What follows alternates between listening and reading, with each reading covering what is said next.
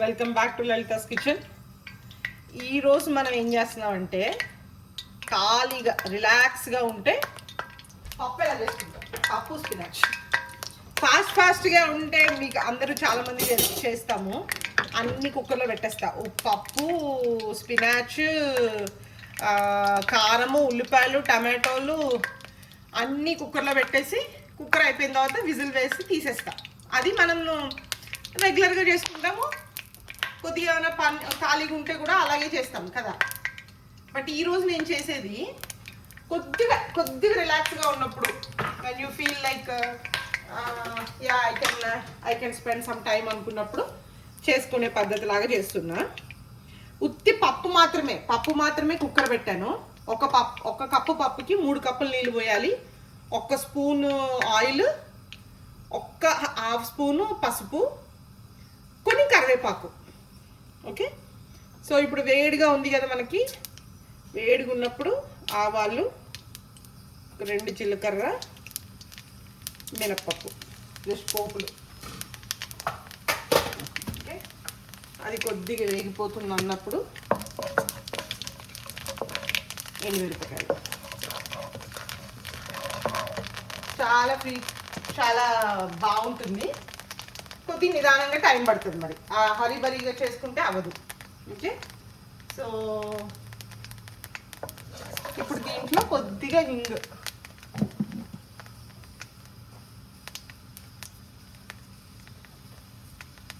Okay,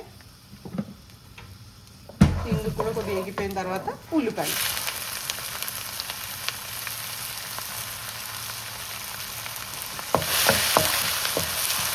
నేను నువ్వుల నూనె వేస్తాను, దానివల్ల నువ్వు వస్తున్నాను.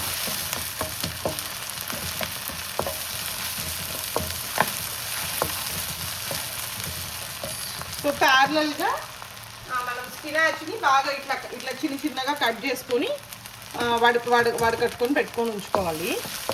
సో దానివల్ల ఏమవుతుందంటే మనము ఇక్కడ వండుకునేటప్పుడు టక్కన వేసేసుకోవచ్చు అన్నమాట. టక్క మనకి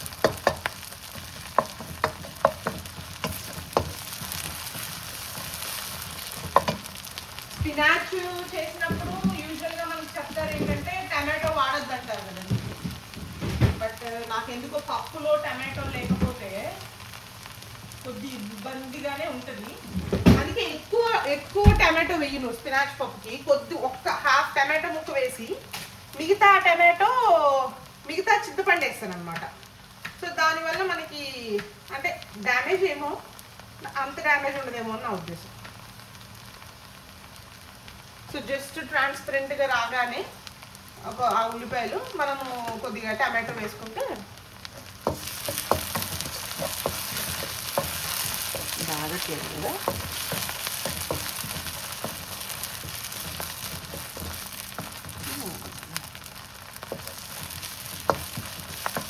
అప్పుడు చేశాను.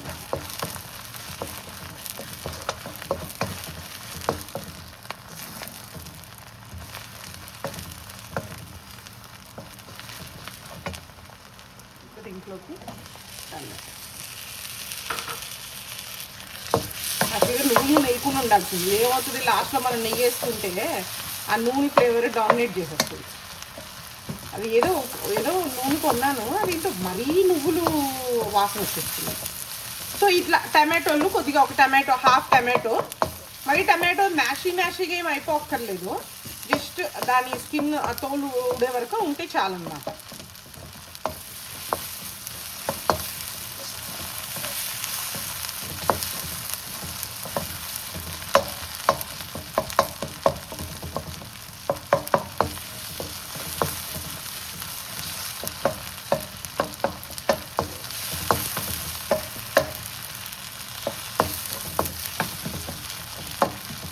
ఇప్పుడు మీరు అబ్జర్వ్ చేస్తే ఈ పప్పులో మనము కారపొడి ఏమి వేయం.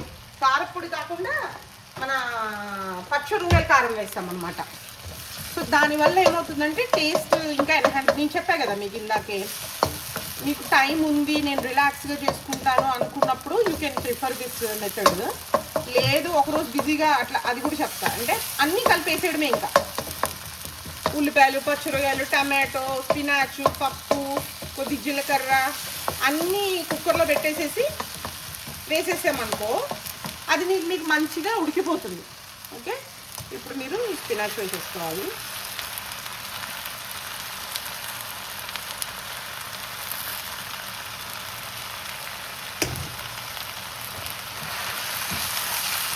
ఇప్పుడు దీంట్లో నేనేం చేశానంటే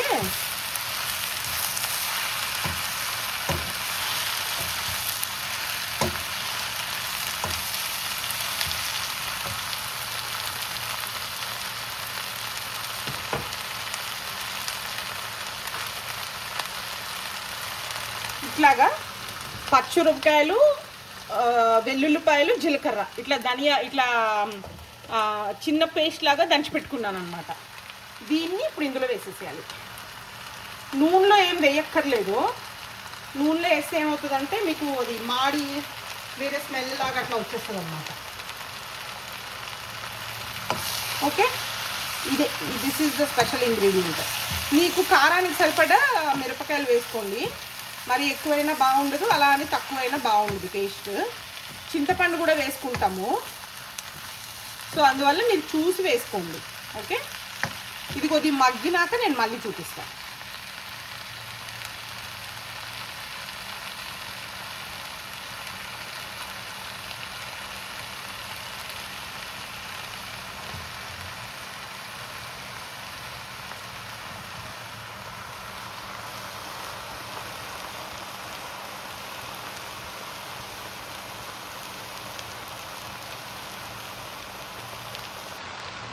హలో అండి, నేను ఇందాక పప్పులో అదేంటది అల్లం వేయటం మర్చిపోయాను. ఒక అల్లం ఇప్పుడు మరుగుతున్న ఈ స్పినాచ్ దాంట్లో వేసేస్తున్నా. వేసేసి కలిపేసి మూత పెట్టేద్దాం కాసేపు. ఈ స్పినాచ్ బాగా ఉడికిపోవాలి. పెద్దగా 2 నిమిషాలు అయిపోతుంది, జస్ట్ కారం అంతా పట్టాలని చెప్పి. ఈలోపు నేను ఇక్కడ పప్పు ఉడకబెట్టుకున్నాను కదా, పప్పును ఓపెన్ చేసి మరీ ఫుల్గా ఏం మెదపేయక్కర్లేదు. చూసారు కదా, ఇట్లా కొద్దిగా పప్పుగానే ఉండాలి, మరి పేస్ట్ జావలాగా అయిపోవద్దు. ఓకే,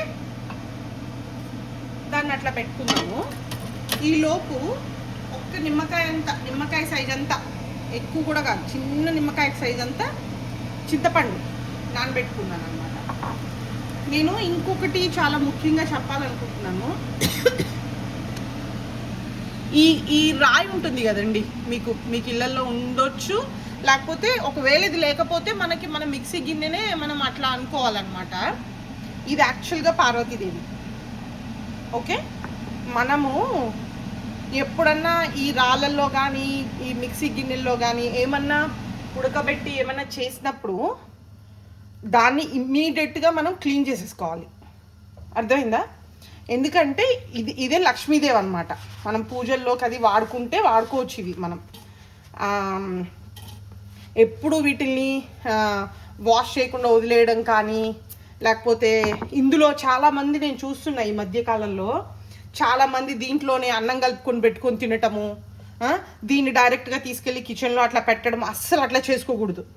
ఓకే, అది అస్సలు మంచిది కాదు. మనం సో అంటే మన కిచెన్లో ఉన్నవి కూడా మనం చాలా జాగ్రత్తగా పెట్టుకోవాలి. అంటే దీని వెనకాల సైన్స్ ఏంటి అది ఇది అని అడిగితే, ఇది మనం వాష్ చేయకుండా వదిలేసామనుకోండి, దానికి ఫుల్ బూజు పడుతుంది, అంతే కదా, దానికి అంతా అతుక్కుపోయి ఉంటుంది. నెక్స్ట్ టైం మీరు వాడుకునేటప్పుడు అదంతా మనకు వెళ్తుంది. సో బెటర్ ఎప్పుడన్నా మనకి చెప్పారు మన పెద్దోళ్ళు అది అన్నప్పుడు, don't look for the reasons. Okay, better listen చేయండి అంతే. దాని రీజన్స్ ఏంటి, దాని సైన్స్ ఏంటి, బిహైండ్ ద సీన్, అలాంటి చెత్త వాటి గురించి ఆలోచించి బుర్ర పాడు చేసుకోకుండా చెప్పినప్పుడు వినడం అంతే. ఒక పెద్దోళ్ళు చెప్పారంటే దేర్ విల్ బి పర్పస్ అనుకొని వదిలేయాలి అంతే. అప్పుడే వాళ్ళకి మాటకి విలువిచ్చినట్టు ఉంటుంది, మనకి దాని రియల్ పర్పస్ ఏదో రోజు అర్థమవుతుంది. మనం ఏం పబ్లిసిటీ చేయాల్సిన అవసరం లేదు. ఓకే, ఇది ఉన్నప్పుడు ఇది లేదు నా దగ్గర, మిక్సీనే ఉన్నప్పుడు మిక్సీని కూడా అంతే పద్ధతిగా అయిపోగానే టక్కని వాష్ చేసేసి పెట్టేసుకోవాలి. Okay, thanks for watching. ఇప్పుడు మన స్పినాచ్ ఏమైందో చూద్దాం. యా, సో మంచిగా అయిపోయింది, ఇంకా నూనె కూడా తేలిపోతుంది కదా. సో దీనికి ఇంకేం లేదు. సో ఇప్పుడు మనం ఇందాక పెట్టుకున్న పప్పుని అట్లా వేసేసుకోవాలి.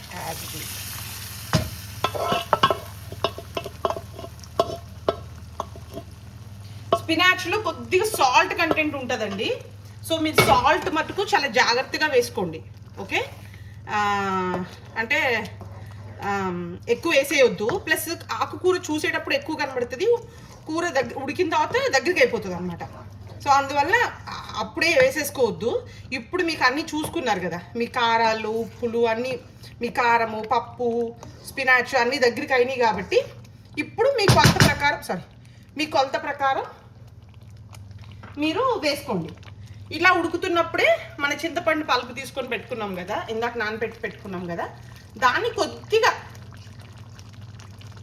ఎందుకంటే మనం ఎక్కువ టమాటోస్ వేసుకోవట్లేదు కదా, ఎట్లాగో ఈ స్టేజ్లో మనం థిక్నెస్ కోసం అడ్జస్ట్ చేయడం కోసం కొద్దిగా అది వేస్తాం కదా, ఇది కొద్దిగా నీళ్ళు పోసుకుంటాం కదా, అలాగా వేరే నీళ్ళు పోయకుండా మన చింతపండు నీళ్ళు పోసుకోవాలన్నమాట.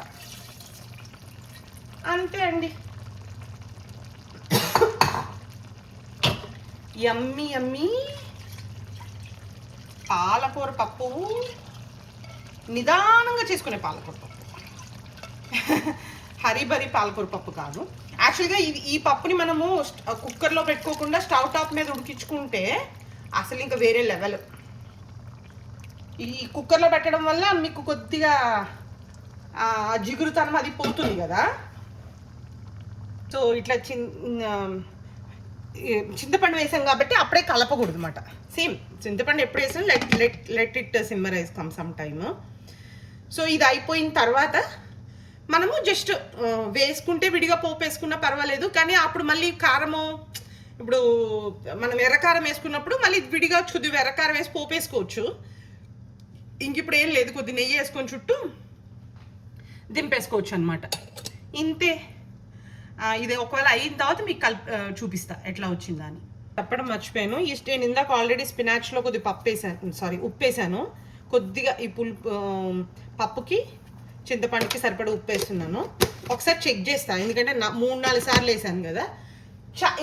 ఇంకో మిస్టేక్ ఏంటంటే, పప్పు ఉడికేటప్పుడు కుక్కర్లో మట్టుకు ఉప్పు వేయొద్దు, అది దానివల్ల పప్పులో ఉండే జిగురుతనం పోతుంది అనమాట. ఓకే, సో అప్పుడు వేయకూడదు. ఇట్లా పోపు వేసుకున్న తర్వాతే ఉప్పు వేసుకోవాలి. దీన్ని కాసేపు మగ్గించుకున్నాక కలుపుకొని చూసుకుందాం.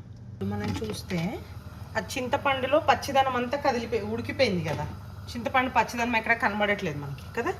సో ఒక్కసారి ఇప్పుడు కింద అతుక్కుంటుందని అనుకున్నాను. ఇది ఇట్లా ఉంది కదా. యాక్చువల్గా కొద్దిసేపు అయినాక ఇది మీకు దగ్గరగా అయిపోతుంది పప్పు. ఈ కన్సిస్టెన్సీలో ఉంటే బాగుంటుంది అనమాట పప్పు. ఎప్పుడన్నా మరీ పల్చగా ఉండొద్దు, అలా అని మరీ ముద్దగా ఉంటే కూడా బాగుండదు. అన్నంలో కలుపుకోవడానికి బాగుండాలి కాబట్టి ఈ కన్సిస్టెన్సీలో దిగాలి అనుకున్నప్పుడు మీరు అడ్జస్ట్ చేసుకోండి, మీ వాటర్ క్వాంటిటీని అడ్జస్ట్ చేసుకోండి. Okay, so now I'm checking salt. యూజువల్గా నేను అసలు చెక్ చేయను, ఎందుకంటే చెక్ చేస్తే నేను వేసేస్తాను. సో హోప్ఫుల్లీ నా సాల్ట్లు సరిపోతాయి. కాకపోతే ఈరోజు పాలకూరలో వేసాను, కారం ఒకటి లేదు కదా, మనం ఎర్రకారం వేయట్లేదు కదా. ఎర్రకారం వేస్తే ధనియాలు జీలకర్ర అన్నీ ఉంటాయి అందులో.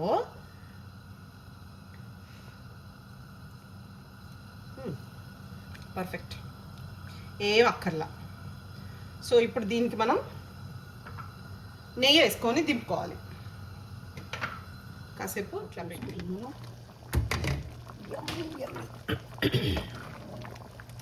చూసారు కదా, మంచిగా అయిపోయింది.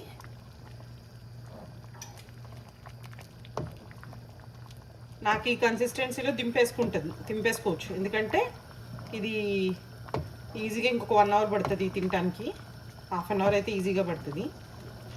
సో కొద్ది చిక్క పడుతుంది కూడా. సో దీన్ని ఇట్లా వదిలేస్తాను నేను. ఇప్పుడు దీనికి ఏంటంటే కొద్దిగా నెయ్యి పోపు వేసుకోవాలన్నమాట, చాలా కొద్దిగా నెయ్యి పోపు.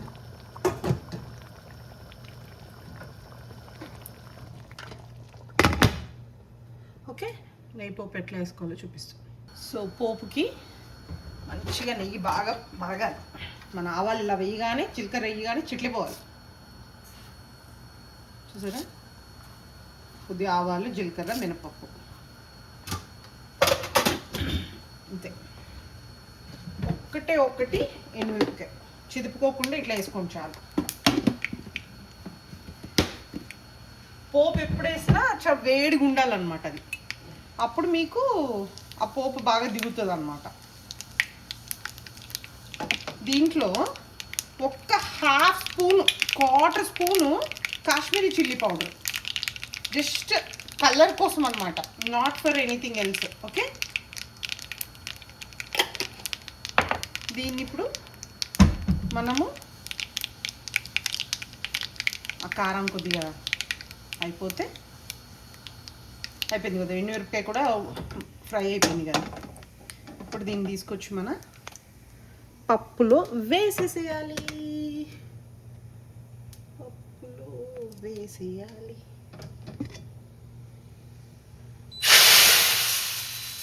యమ్మీ యమ్మీ యమ్మీ. అంతే, మూత పెట్టేసాలి. టక్, ఆ పప్పులో ఉన్న ఫ్లేవర్ అంతా దానికి అతుక్కుపోతుంది అన్నమాట. ఇంతే అండి, యమ్మీ యమ్మీ స్పినాచ్ దాల్ పప్పు పాలకూర. ట్రై చేయండి మీ ఇంట్లో మస్ట్గా. If you know my number, if you know me, you can message me ఎలా వచ్చిందో. If you don't know whom I am and if you don't know my number, whenever you are making, మీరు ఎప్పుడైతే చేస్తారో ఈ పప్పుని ఒకసారి నన్ను గుర్తుపెట్టుకోండి. Okay, thanks for watching.